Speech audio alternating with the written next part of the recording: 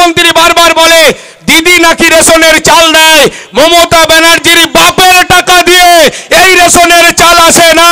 এটা আইন করেছিল, বামপন্থীরা লড়াই করে, তার জন্য মানুষ তার অধিকারে রেশনের চাল পায়। আর এখন ভোট আসলে দিদি সেই চালের ছবি দিয়ে বলে দিদি খাদ্য সাথী দেয়। প্রত্যেক দিন এ রাজ্যের মাটিতে মিথ্যা কথা বলে তৃণমূল, রাজ্যের আমাদের মুখ্যমন্ত্রী থেকে শুরু করে তৃণমূলের নেতা কর্মী সবাই। আমরা বলছি ওই মিথ্যা কথা বলার দিনটা শেষ।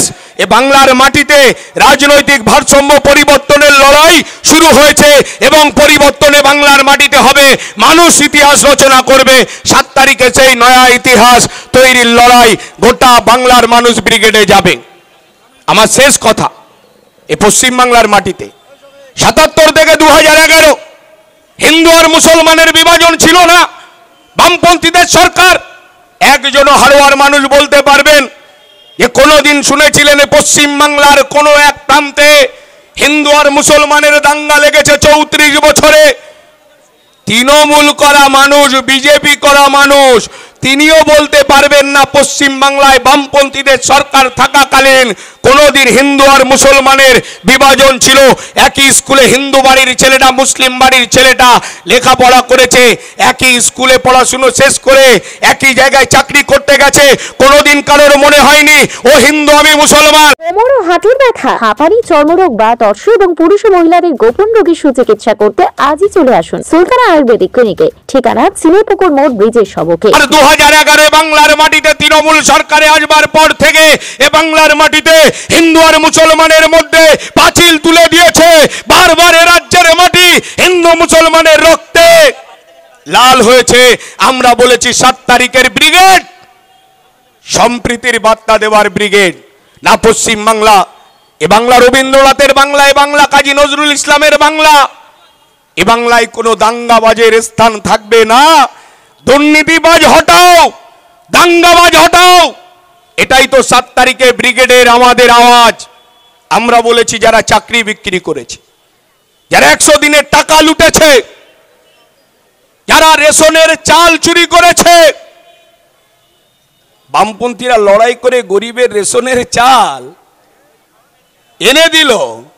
6 কোটি 2 লক্ষ মানুষ ডিজিটাল রেশন কার্ডে রেশনের চাল পায়, আর সেই গরিবের রেশনের চালটাও চুরি করে রাজ্যের প্রাক্তন খাদ্যমন্ত্রী জ্যোতিপ্রিয় মল্লিক আজকে জেলখানায়। বলেছিলেন না 11 সালের পরে যে বামপন্থীদের সাথে বসে চা খাবেন না, বলেছিলেন বামপন্থীদের বাড়িতে ছেলে মেয়ে বিয়ে দেবেন না। বামপন্থীরা বেরোলে গোকরো সাপের মতন পিটিয়ে মারুন।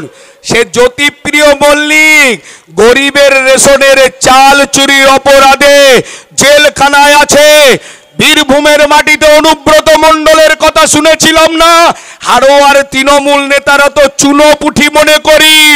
অনুব্রত মণ্ডল বলেছিল কখনো চড়াম চড়াম ঢাক পেটাবেন, কখনো গুড় বাতাসা, কখনো নকুলদানা খাওয়াবেন। আমাদের কমরেড, আমাদের রাজ্যের প্রাক্তন বিধায়ক কমরেড ধীরেন লেটকে রাস্তায় কান ধরে উঠবোস করিয়েছিলেন অনুব্রত মণ্ডল। আর সেই অনুব্রত মণ্ডল আজ 2023 সাল জেলখানায় বসে আছেন। আর কমরেড ধীরেন লেট এ রাজ্যের মাটিতে মীনাক্ষীর পাশে দাঁড়িয়ে বীরভূমের রাস্তায় হেঁটেছেন। এটাই আমাদের গর্ব। আমাদের নেতা নেত্রী, আমাদের অভিভাবকরা চুরি করতে শেখায়নি, মানুষের অধিকার রক্ষার লড়াইটা করতে শিখিয়েছে। তাই গোটা হাড়োয়ার মানুষের কাছে, গোটা বাংলার মানুষের কাছে ডিওয়াইএফআই পশ্চিমবঙ্গ রাজ্য কমিটি ডাক দিয়েছে যৌবনের ডাকে। জনগণের ব্রিগেড কলকাতা ভেসে যাবে জনজোয়ারে। আজকে হাড়োয়ার ফেরিঘাট জনজোয়ারে ভেসেছে। আর জানুয়ারির 7 তারিখ গোটা কলকাতা, গোটা ব্রিগেড মাঠটা কলকাতা জুড়ে দাঁড়াবে। সেই জনজোয়ারে আপনিও সাক্ষী থাকবেন এই আশা রেখে সকলকে আরো একবার অভিনন্দন জানিয়ে আমার কথা আমি শেষ করলাম। ইনকলাব জিন্দাবাদ, ডিওয়াইএফআই জিন্দাবাদ।